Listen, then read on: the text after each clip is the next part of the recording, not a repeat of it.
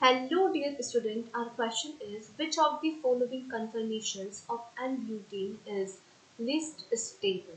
Okay, so now student सबसे पहले हम N-butane के conformations ड्रॉ करेंगे. Okay, this is the structure of N-butane CH3 CH2 CH2 CH3. Okay, so basically इसको हम कंसिडर करेंगे एज अ फ्रंट कार्बन और ये वाला कार्बन कंसिडर करेंगे एज अ बैक कार्बन. अब हम ड्रॉ करेंगे इसे न्यूमेन प्रोजेक्शन में. न्यूमेन प्रोजेक्शन में ये जो कार्बन है this is the front carbon. इस फ्रंट कार्बन पर दो हाइड्रोजन और एक मिथाइल ग्रुप है. तो मैंने यहाँ पर इस मिथाइल ग्रुप को लगाया टॉप पोजीशन पर और दो हाइड्रोजन यहाँ पर.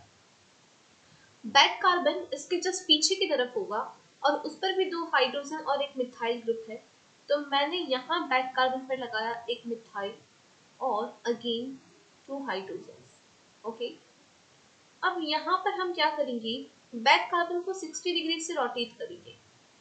तो जैसे ही फ्रंट कार्बन पर तो ग्रुप्स की पोजीशन बिल्कुल सेम होगी, CH3 हाइड्रोजन हाइड्रोजन. बैक को आपने 60 डिग्री से रोटेट किया तो ये जो CH3 है वो 60 एंगल पर आ जाएगा यहाँ पर. सिमिलरली हाइड्रोजन भी रोटेट हो गया, ये वाला हाइड्रोजन भी रोटेट हो गया. अभी हम इसको फिर से 60 डिग्री से रोटेट कर रहे हैं.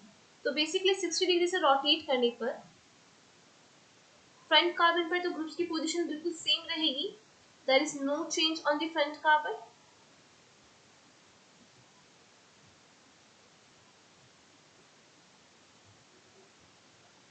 CH3 hydrogen hydrogen. बैक को आपने रोटेट किया तो ये जो CH3 है वो फिर से रोटेट होकर इस पोजीशन पर आ जाएगा. यहाँ CH3 रहेगा, यहाँ हाइड्रोजन, यहाँ हाइड्रोजन.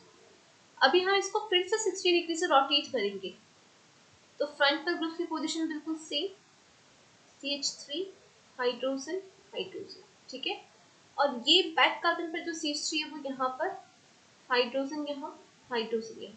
ओके, स्टूडेंट ये वाली जो फॉर्म है जहां पर दोनों मिथाइल ग्रुप एक दूसरे के अपोजिट साइड प्रेजेंट है इसे हम कहेंगे anti confirmation of N-butane.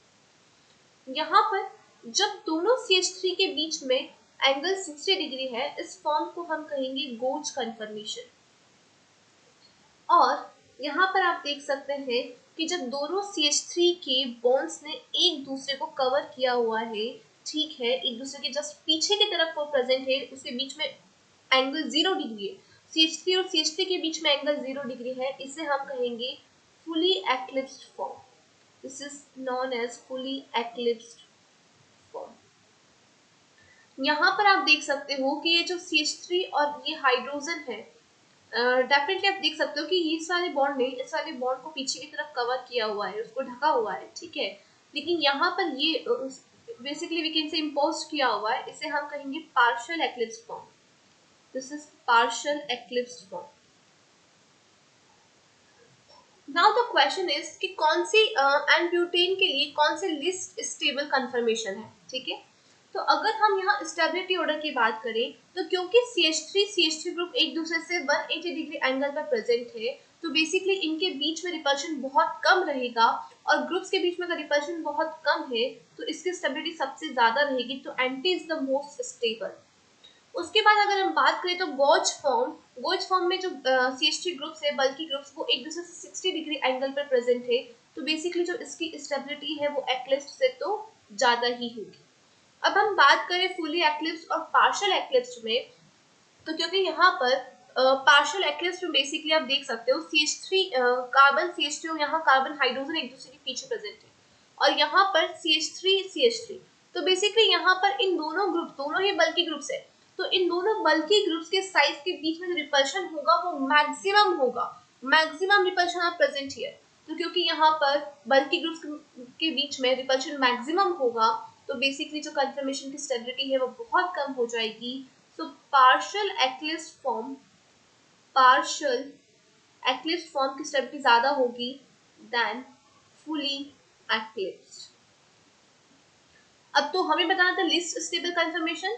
So fully eclipsed is the least stable conformation of N-butane. Option D is the correct answer.